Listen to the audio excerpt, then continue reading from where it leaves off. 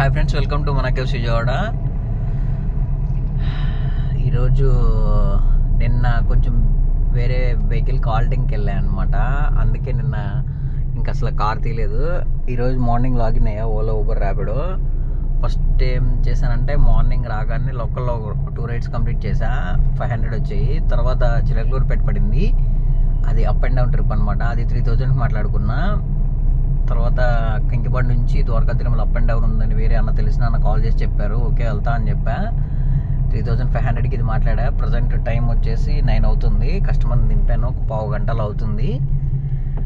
Customer వెళ్ళి దర్శనం చేసుకుని తర్వాత పెళ్ళి ఏదో ఉందంట, అది కూడా అయిపోయాక వస్తా అన్నారు. 3 hours అలా పట్టిద్ది అన్నారు. ఓకే ప్రాబ్లం లేదని చెప్పా. వెయిట్ చేస్తా అని చెప్పా. కస్టమర్ కోసం ప్రజెంట్ అయితే వెయిట్ చేస్తున్నా.